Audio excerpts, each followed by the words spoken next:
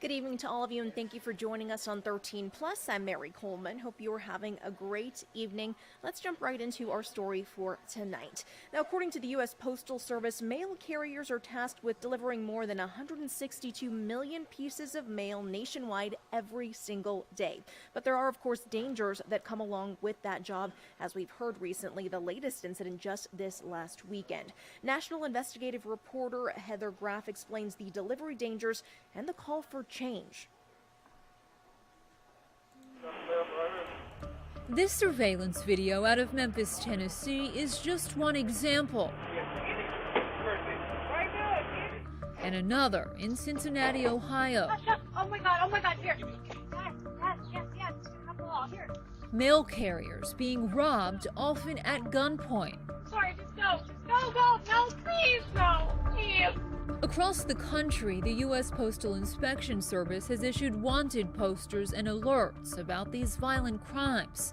And agency data provided in response to our Freedom of Information Act request shows the surge from 153 mail carrier robberies nationwide in 2020 to more than triple that, 471 robberies in 2022. We've seen a drastic change. Brian Renfro is president of the National Association of Letter Carriers that represents thousands of men and women who he says now fear their job is making them a target. It breaks my heart, but infuriates me at the same time. Beyond the physical toll, there's certainly an emotional toll. There's a mental stress that occurs with these. Why are letter carriers being targeted? What are these thieves after? In the majority of cases, not all, but the majority that we see, it's about gaining access to the mail. Lots of criminal organizations developed elaborate check-washing schemes to access more mail more quickly.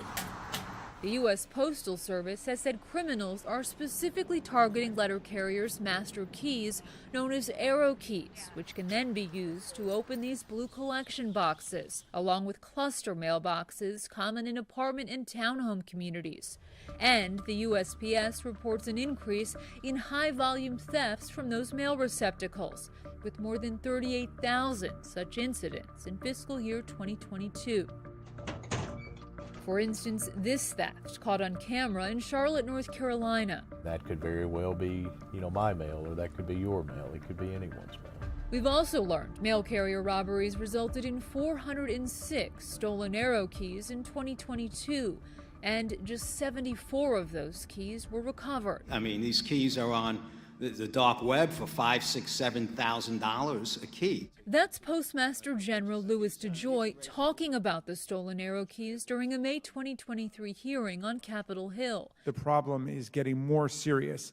And lawmakers pressing DeJoy on the USPS response. I'm concerned about the thousands of dollars that a single family could lose if a check is stolen, and oftentimes is. And I'm concerned about the safety of our hardworking postal carriers by senseless criminals.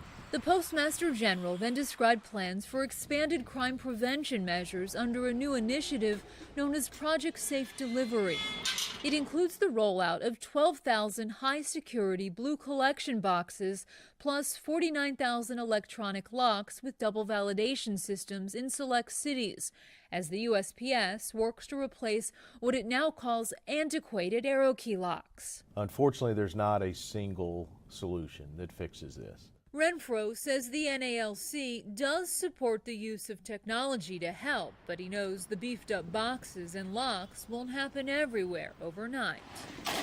It's a big country. The Postal Service has a vast network that goes everywhere. And though the USPS declined our request for an interview and wouldn't answer questions about the project's timeline or scope, DeJoy himself, in that congressional hearing, said this. The quantity of locations that we have boxes is in the millions. So this is a several-year project. Slow progress that's led workers to begin holding rallies saying enough is enough.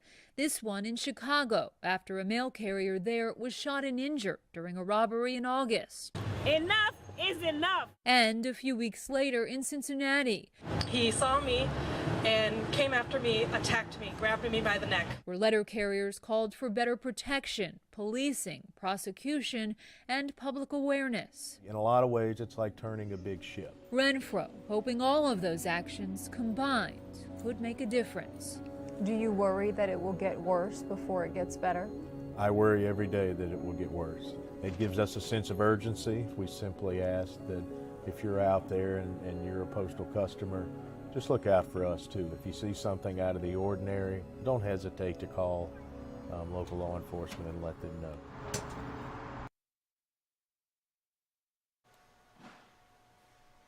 Now, in a statement, the U.S. Postal Inspection Service told our team that these cases are a, quote, top priority, noting that the armed robbery of a postal employee is a federal crime punishable by up to 25 years in prison. Now on to our next story for this evening. You probably know this if you've looked over your statements recently. The cost of car insurance skyrocketed 26% from last year. Consumer investigator Rachel DePompa dives into that and has more in your Watching Your Wallet. The national average cost of full coverage car insurance is now $2,543 a year, and that's the highest it's ever been. Bankrate studied this issue to see who's feeling the most pressure of these rising insurance costs. The average median household now spends about 3.41% of its money on vehicle insurance. Shannon Martin with Bankrate says there are several reasons why car insurance prices have spiked. Once 2020 hit, we're seeing an increase due to inflation to car parts, healthcare supplies. Then we had over 10% increase in car crash fatalities, extreme weather. So all that together, insurance is reactionary. So we're paying for what happened a few years ago, basically. Bankrate also found adding a teen driver to a policy can be the most expensive life event for auto insurance consumers. Nationally, it adds about $2,800 more than you were paying before for a teen driver. But Martin says there are some things that you can do to try to cut down costs. Shop with other insurance carriers, see what they can offer. Since almost every insurance company has these increases, you might not see the same savings that you did before.